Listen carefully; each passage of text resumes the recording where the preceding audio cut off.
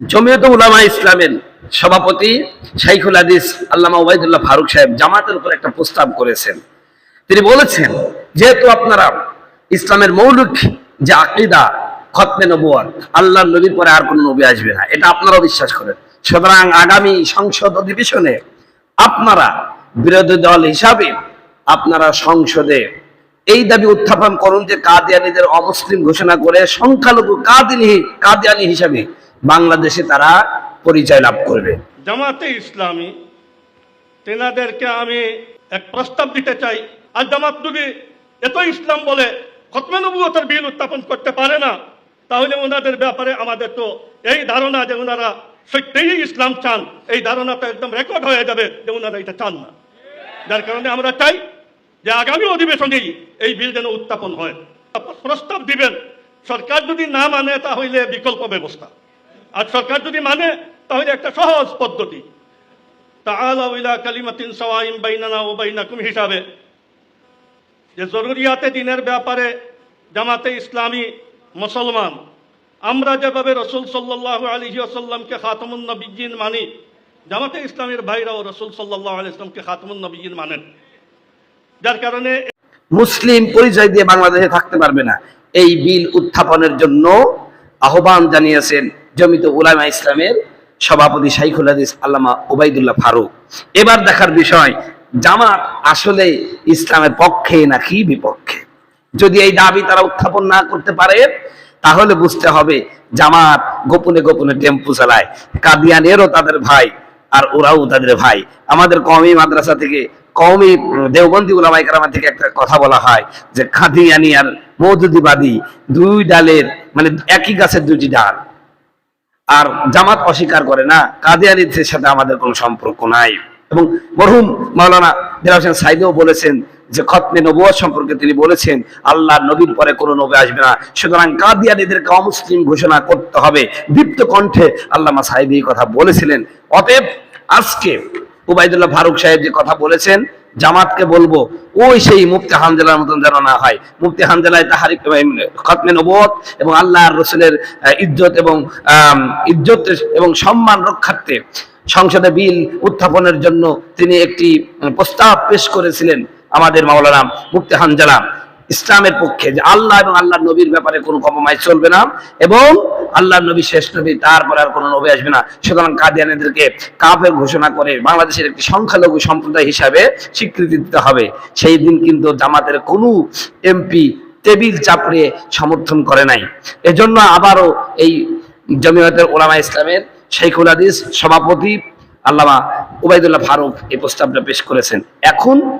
এখন প্রমাণ হয়ে যাবে আসলে জামাত ইসলাম সত্যিকারের ইসলামের পক্ষের শক্তি নাকি বিপক্ষের শক্তি। যদি এই বিল উত্থাপন না করতে পারে তাহলে বোঝা যাবে যে তাদের উদ্দেশ্য ইসলাম নয়, তাদের উদ্দেশ্য হলো ক্ষমতা। ঠিক কিনা? আমরা আহ্বান জানাবো যে আপনারা আগামী অধিবেশনে, সংসদ অধিবেশনে অবশ্যই এই বিলটি উত্থাপন করবেন যে কাদিয়ানীরা বাংলাদেশের সংখ্যালঘু, হিন্দু বৌদ্ধ খ্রিস্টানরা যেমন একটি সংখ্যালঘু, ঠিক কাদিয়ানেরও অমুসলিম একটি সংখ্যালঘু হিসাবে বাংলাদেশে বসবাস করবে। তারা সকল সুযোগ সুবিধা ভোগ করবে, মুসলিম পরিচয় দিতে পারবে না। এই বিলটি উত্থাপন, কারণ যেহেতু কাদিয়ানীদেরকে অলরেডি বিশ্বের অনেক রাষ্ট্রে অমুসলিম ঘোষণা করেছে, বাংলাদেশেও সেই অমুসলিম ঘোষণা করা হোক, এটা আমরা চাই, এটা আমাদের প্রাণের দাবি। যদি জামাত সত্যিকার ইসলামী দল হয় ইনশাআল্লাহ উত্থাপন করবে এবং এই জমিয়ত উলামা ইসলামের কথাটা গুরুত্বের সাথে দেখবে। মনে রাখবেন, আপনাদের এই প্রস্তাব যদি আপনারা অ্যাভয়েড করে চলেন তাহলে আপনারা বাংলাদেশের সবচেয়ে নিকৃষ্ট জাতিতে পরিণত হবে। জোরে বলেন। আমার সর্বপ্রথম পরিচয় আমার মুসলমান। অতএব মুসলমান হিসাবে একজন মুসলমান আর একজন মুসলমানের বিপদে এগিয়ে যাবে। একজন মুসলমান আর এক মুসলমান মারা গেলে তার জানাজায় অংশগ্রহণ করবে। কথা বলুন ঠিক কিনা? সম্মানিত বন্ধুগণ, আমার ভাইয়েরা আমার, আল্লাহ রসুল সাল্লাল্লাহু আলাইহি সাল্লাম বলছেন, এক মুসলমান আর এক মুসলমানের 5 নম্বর যেটা অধিকার, হক, সেটা হলো কোনো মুসলমান যদি মারা যায় তাহলে ওই ব্যক্তির জানাজায় প্রতিটা মুসলমানের উচিত অংশগ্রহণ করা। জানাজায় কি করতে হবে? অংশগ্রহণ করতে। আজকে জানাজা নিয়েও রাজনীতি চলছে বাংলাদেশে। কথা বলুন ঠিক কিনা? এই অমুক দলের লোক মারা গেছে, জানাজায় যাব না, আছে কি নাই? এই যে আল্লামা সাইদি মারা গেল, কিছু কিছু লোক জানাজায় অংশগ্রহণ করেছে, সেই লোকগুলোকে বরখাস্ত করে দিছে। এটা আমার কাছে মোটেও পছন্দ হয় নাই।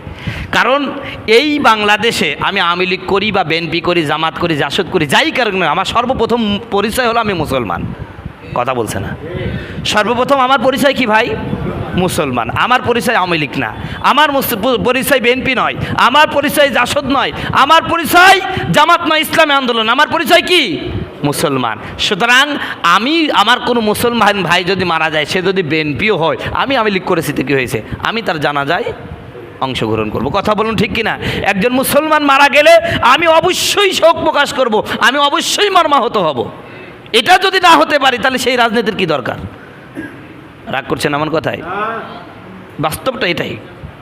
আমি খুবই হতভাগ হয়েছি যে একজন আলেম, এক তো মুসলমান, দ্বিতীয় নাম্বার বাংলাদেশের একজন শ্রেষ্ঠ আলেমে দিন, যার ওয়াজ শুনে নেয় বাংলাদেশ, আমার মনে হয় কোনো বিএনপির কর্মীও নাই, আওয়ামী লীগের কর্মীও নাই, বাংলাদেশে কোনো মানুষ নাই যে তার ওয়াজ কানে ভাসে নাই। কথা বলুন ঠিক কিনা? সেই লোকটা মারা গেছে, অবশ্যই যেহেতু মুসলমান আমরা, অবশ্যই কষ্ট লাগতে পারে। কথা বলুন ঠিক কিনা? এই জন্য ভাই, আপনি যেই দল করেন না কেন, আপনার সর্বপ্রথম পরিচয় কি বলেন তো? জোরে বলেন। আমার সর্বপ্রথম পরিচয় আমার মুসলমান। অতএব মুসলমান হিসাবে একজন মুসলমান আর একজন মুসলমানের বিপদে এগিয়ে যাবে। একজন মুসলমান আর এক মুসলমান মারা গেলে তার জানাজায় অংশগ্রহণ করবে। কথা বলুন ঠিক কিনা?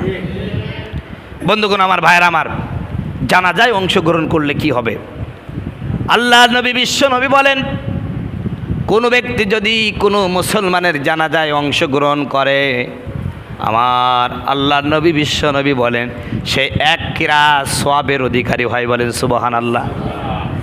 এক কিরাত মানে উহুদ পাহাড়টা পুরা যদি স্বর্ণ হয়ে যায়, এই পুরা স্বর্ণটা যদি গোটা পৃথিবীর মানুষের কাছে বন্টন করে দেওয়া হয়, যে নেকি হবে, কোনো মুসলমান যদি কোনো মুসলমানের জানাজায় অংশগ্রহণ করে, আল্লাহ পাক অনুরূপ সওয়াব তার আমলনামায় লিখে দেন। বলেন সুবহানাল্লাহ।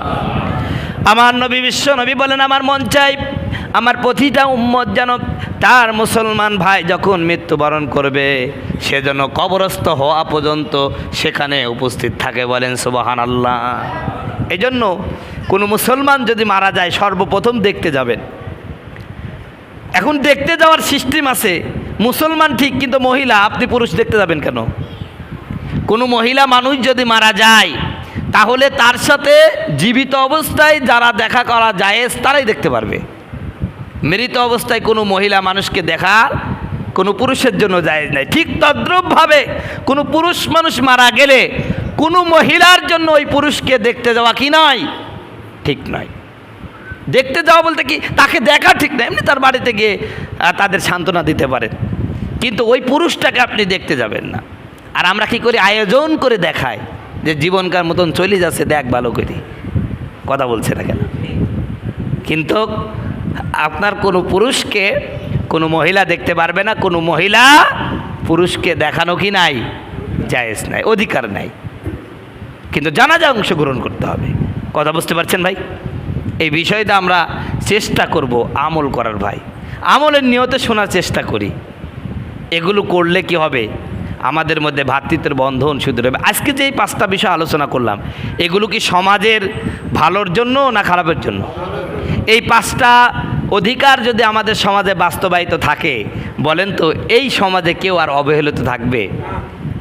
আপনার কেউ যদি অসুস্থ হয়, আমরা যদি দলে দলে তাকে দেখতে যাই, তাহলে তার তো মনে হয় যতই অসুস্থ থাকুক, এমনি ওষুধ ছাড়াই অনেকটাই সুস্থতা হয়ে যাবে। কথা বলুন ঠিক কিনা? কিন্তু আমরা যাই নাই। এবং বর্তমানে এমন একটা পরিস্থিতি, অমুকের কাজ যাইস নি, ওই অসুখ তোরও হয়ে যাবে। কথা বলছে না? এই কাজে করোনার সময় আমরা দেখলাম না কে কতটুকু আপন। এই হুজুর না থাকলে কত মানুষের বিনা জানা যায়, বিনা কাপড়ে দাপন হয়ে যেত। কথা বলছে না কেন? তা আবার দিন শেষে আমরা হুজুররাই খারাপ। তুমি তোমার মাকে ফেলে চলে গেলা করোনা হবে বলে, তোমার বাপকে ফেলে চলে গেলে করোনা হলে ফেলে, আমরা হুজুররা টুপিওয়ালারা গেলাম জীবনের বয়া না করে, সবাই বললে হুজুররা শেষ, জানাজা করোনার লোককে গোসল দিলে এই হুজুরের জীবন শেষ। কিন্তু এতটা রিস্ক নিয়েই যেই হুজুরগুলো তোমার জানাজা দিল, দিন শেষে সেই হুজুরই নাকি মৌলবাদী, সেই হুজুর জঙ্গি, সেই হুজুরই খারাপ। কথা বলছে না কেন? এই জন্য বলি ভাই, আলেমদের সাথে বেয়াদবি করে, আলেমদের সাথে শত্রুতা করে লাভ নাই। দিন শেষে এই আলেম ছাড়া তোমার বিপদে কেউ আগিয়ে আসবে না। তার বাস্তব প্রমাণ এই পৃথিবীতেই আমরা 1 বছর আগেই দেখেছি। কথা বলুন ঠিক কিনা? বর্তমান ডেঙ্গু যেরকম শুরু করেছে, হঠাৎ করে কোনো ডাক্তার যদি বলে যে ডেঙ্গুওয়ালার কাছে যায়ও না, আর দেখবেন যে ও যদি বাপও হয়, সন্তানও হয়, মা পালাবে। কথা বলুন ঠিক কিনা? আর এই হুজুর পালাবি না নে, তোমার বিপদের সময় হুজুরই থাকবে। অতএব এই বিষয়টা লক্ষ্য রাখবেন। তো বলছিলাম, এক মুসলমানের উপর আর এক মুসলমানের হক কয়টা? 5টা।